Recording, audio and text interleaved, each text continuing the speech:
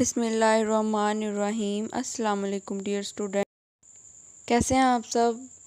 आज का हमारा लेक्चर है, कल से हम कंटिन्यू करेंगे लेवल ऑफ ऑर्गेनाइजेशन। आपने अभी तक टिश्यू लेवल तक पढ़ा था कि एक सेल से टिश्यू किस तरह बनता है। सबसे पहले हमारे पास एक सब एटॉमिक और एटॉमिक लेवल है, उसके बाद हमारे पास आ जाता है मॉलिक्यूलर लेवल। एटम्स मिलकर मॉलिक्यूल बनाते हैं और उसके बाद मॉलिक्यूलर लेवल से हमारे पास आ जाता है organelle and cell level. Cell level के बाद हमारे पास आता है टिश्यू लेवल के सेल्स मिलकर टिश्यू किस तरह से बनाते हैं। Different cells performing similar functions organise into groups to form tissues, यानी कि टिश्यू सेल से मिलकर बनते हैं। अगर एक टिश्यू के अंदर जो सेल्स हैं वो सिमिलर एक्टिविटी परफॉर्म कर रहे हैं तो सिमिलर एक्टिविटी परफॉर्म करने वाले सेल टिश्यू मिलकर बनाएंगे, टिश्यू की एक्टिविटी को बनाएंगे। मतलब कि टिश्यू की एक्टिविटी किस पे डिपेंड करती है कि उसके अंदर जो सेल हैं उनकी एक्टिविटी क्या है, उनकी वर्किंग क्या है और वो टिश्यू के अंदर अपना क्या रोल प्ले कर रहे हैं। यहाँ तक आपका मैंने कॉन्सेप्ट एक बार फिर आपको ओवरव्यू दिया है और अब आप नेक्स्ट टॉपिक स्टार्ट करेंगे, organ and organ system level, यानी कि टिश्यूज़ मिलकर ऑर्गन किस तरह बनाते हैं। आपको सबसे पहले ये पता होना चाहिए कि ग्रुप ऑफ टिश्यूज़ मिलकर ऑर्गन बनाते हैं। Organ is defined as a group of tissues that make a unit, tissues having related functions organised together, यानी कि हमारी बॉडी के अंदर जितने भी ऑर्गन्स हैं उनके अंदर स्पेसिफिक टिश्यू होते हैं और हर organ specific type of tissue से मिलकर बना होता है। ये कंफर्म नहीं है, ये मतलब कि ये एक फ़िक्स बात नहीं है कि एक ऑर्गन के अंदर सिर्फ एक टाइप का टिश्यू होगा। एक ऑर्गन के अंदर डिफरेंट टाइप्स ऑफ टिश्यूज़ हो सकते हैं। फॉर एग्जाम्पल हमारे कोई भी ऑर्गन्स हैं, ऑर्गन्स का आपको पता है कि हमारे अंदर जो जो ऑर्गन्स हैं, मतलब कि हमारा हार्ट है, हमारा स्टमक है, हमारी किडनी है, हमारा लिवर है, हमारी स्मॉल इंटेस्टाइन, लार्ज इंटेस्टाइन, जितने भी ऑर्गन्स हैं जिन पर हमारी बॉडी डिपेंड करती है, यानी कि ऑर्गन अपना फंक्शन परफॉर्म करेंगे तो ही हमारे पास मिलकर हमारी बॉडी बनेगी। पहले ऑर्गन सिस्टम बनेगा एंड देन बॉडी बनेगी। तो वो जो ऑर्गन्स होते हैं उनकी क्या एक्टिविटी है, हमारी बॉडी में क्या फंक्शन है, वो सिर्फ और सिर्फ जो उसके अंदर सेल्स होते हैं और वो सेल्स मिलकर टिश्यू बनाते हैं, सिर्फ और सिर्फ जो उनके अंदर टिश्यूज़ होते हैं उन टिश्यूज़ पर डिपेंड करते हैं कि वो टिश्यूज़ अपना क्या रोल प्ले कर रहे हैं। Different types of tissues are combined together to make a unit called organ.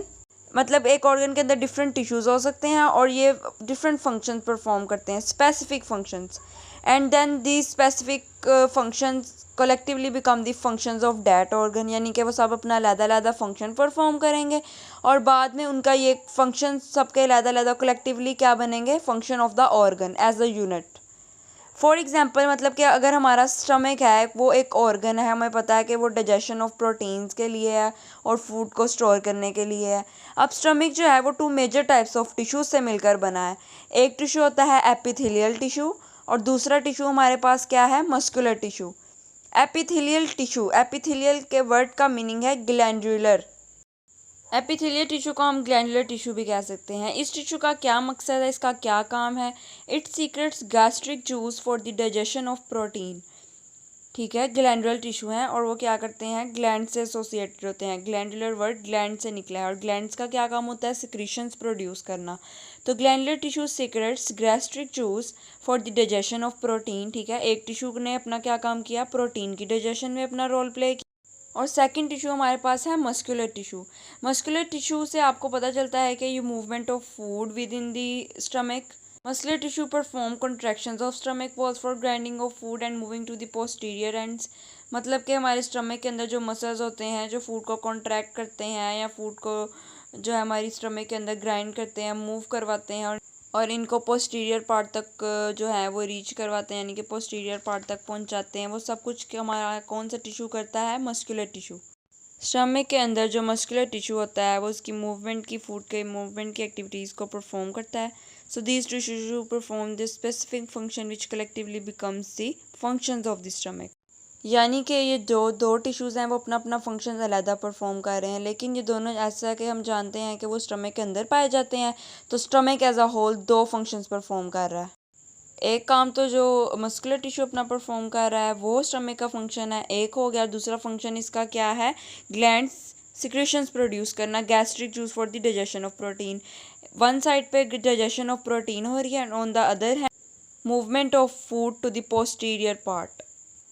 Next है स्टूडेंट्स आपके पास ऑर्गन से मिलकर organ system level. First of all आपको पता होना चाहिए ऑर्गन सिस्टम कहते किस चीज़ को हैं। क्या ऑर्गन सिस्टम की सबसे पहले आपको डेफिनेशन पता होनी चाहिए। इसकी सिंपल ये है कि ऑर्गन्स मिलकर ऑर्गन सिस्टम बनाते हैं। For example each type of organ system carries out specific function. Digestive system का क्या काम है, डाइजेशन के प्रोसेस को कैरी आउट करना। रेस्पिरेशन जो अलहदा हमारे पास ऑर्गन सिस्टम है, इस तरह अलहदा अलहदा ऑर्गन सिस्टम है हमारी बॉडी के अंदर। डाइजेस्टिव सिस्टम है, रेस्पिरेटरी सिस्टम है, नर्वस सिस्टम है। हमारी बॉडी के अंदर हर सिस्टम के अंदर अलहदा अलहदा ऑर्गन्स होते हैं। डिफरेंट ऑर्गन्स का डिफरेंट जो है वो ऑर्गन सिस्टम होता है। फॉर एग्जांपल अगर हमारे पास डाइजेस्टिव सिस्टम है, जैसे हमारी खुराक हज़म होती है, जो हम खाना इंटेक करते हैं, फूड इंटेक करते हैं, वो किस तरह से डाइजेस्ट होता है, किन किन प्रोसेस से गुजरता है और कौन से ऑर्गन में कौन सा उसके साथ प्रोसेस हो रहा होता है, क्या उस पर फूड के साथ क्या प्रोसेस हो रहा होता है, उसको ग्राइंड किया जाता है, मैस्टिकेट किया जाता है, and what ever it all about digestion of food. सब कुछ आपका ऑर्गन सिस्टम एक स्पेसिफिक फंक्शन परफॉर्म करेगा। सो digestion of food is carried out in digestive system. Digestive system में आपको पता है फूड डाइजेस्ट करने के लिए कौन कौन से ऑर्गन काम करते हैं। सबसे पहले हम खाना इंटेक करते हैं ओरल कैविटी के थ्रू, देन वो खाना हमारे पेट में जाता है, स्टमक हमारे मैदे में जाता है। और स्टमक का रोल आपने डाइजेशन में अभी पढ़ा है कि उसके अंदर जो टिश्यूज़ हैं वो फूड की ग्राइंडिंग करते हैं और उसको पोस्टीरियर पार्ट तक मूव करवाते हैं। नेक्स्ट आपके पास है small intestine, large intestine, liver and pancreas. All these organs help in the process of digestion. तो ये है ऑर्गन सिस्टम आपके पास के डिफरेंट ऑर्गन्स मिलकर ऑर्गन सिस्टम बनाते हैं। स्टूडेंट्स ये नेक्स्ट पेज पर आपके पास आपको बताया कि प्लांट्स में ऑर्गन सिस्टम इतना कॉम्प्लेक्स नहीं होता, क्योंकि उनकी एक्टिविटीज़ इतनी कॉम्प्लेक्स नहीं होती as compare to animals. Digestion, excretion, respiration, nervous system, कोई सिस्टम जो है वो प्लांट्स में नहीं होता। तो as compare to the high range of activities of animal, their organ system is more complex as compare to plants. So it's all about organ and organ system level. Next students है आपके पास individual level. Individual level का दूसरा नाम होगा organisms. ठीक है, tissue से मिलके ऑर्गन बना, ऑर्गन से मिलके ऑर्गन सिस्टम बना। अब ऑर्गन सिस्टम हमारी बॉडी के अंदर सारे ऑर्गन सिस्टम अपनी अपनी अलग-अलग फंक्शंस परफॉर्म कर रहे हैं। तो ऑर्गन सिस्टम्स मिलकर ऑर्गन और ऑर्गन सिस्टम्स मिलकर organise together to form an individual or organism. यानी कि जब जिस डिफरेंट ऑर्गन्स और ऑर्गन सिस्टम अपना अपना फंक्शन परफॉर्म कर रहे होंगे, अपनी अपनी एक्टिविटी परफॉर्म कर रहे होंगे, तो उनको कलेक्टिवली हम कह देंगे कि इट इज़ एन इंडिविजुअल।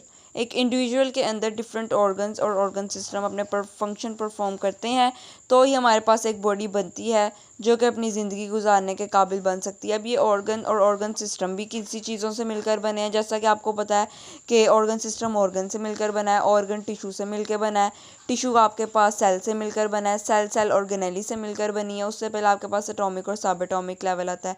इसी तरह ये प्रोसेस कंटिन्यू रहता है और एक एंटायर ऑर्गेनिज्म किस तरह से बना है ये आपने समझ लिया, अंडरस्टैंड हो गया। प्रोसेस बहुत आसान है। यहाँ अगर अभी भी किसी स्टूडेंट को कुछ समझ नहीं आ रहा, कोई कंसेप्ट क्लियर नहीं हुआ या कोई लाइन मेरे से मिस हो चुकी है, आप कमेंट्स में बताएं, मैं आपको ज़रूर वो लाइन स्पेसिफिक समझाऊंगी, या मैं कमेंट्स में समझाऊंगी, या आपको मैं उस पर अलहदा वीडियो बनाऊंगी कि ये पॉइंट मिस हो गया है और उस पर आपकी एक अलहदा वीडियो बना दूंगी।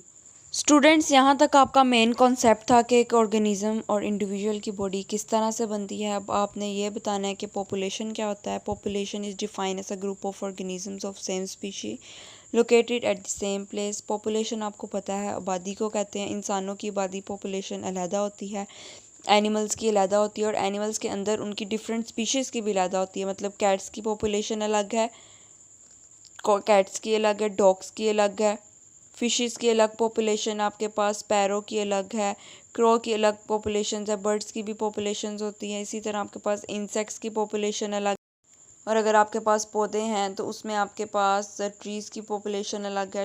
Little plants, lily plants, water lily, इसकी पॉपुलेशन अलग है। मतलब कि सेम स्पीशीज़ का ग्रुप जो है उसको हम पॉपुलेशन कहते हैं, जो कि एक सेम एरिया में एट द सेम टाइम रह रहे होते हैं।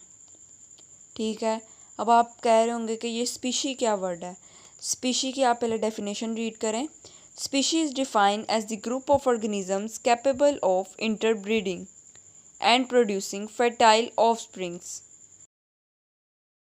ऑफस्प्रिंग्स का मतलब होता है बच्चे, और स्पीशी से मुराद एक ऐसे ग्रुप ऑफ ऑर्गेनिज़म्स है, स्पीशी से मुराद जो कि इंटरब्रीडिंग के कैपेबल होते हैं और वो प्रोड्यूसिंग फर्टाइल ऑफस्प्रिंग, यानी कि वो एक दूसरे से इंटरब्रीड कर सकते हैं, फ्रीली इंटरब्रीड कर सकते हैं और देन फर्टाइल ऑफस्प्रिंग्स प्रोड्यूस कर सकते हैं।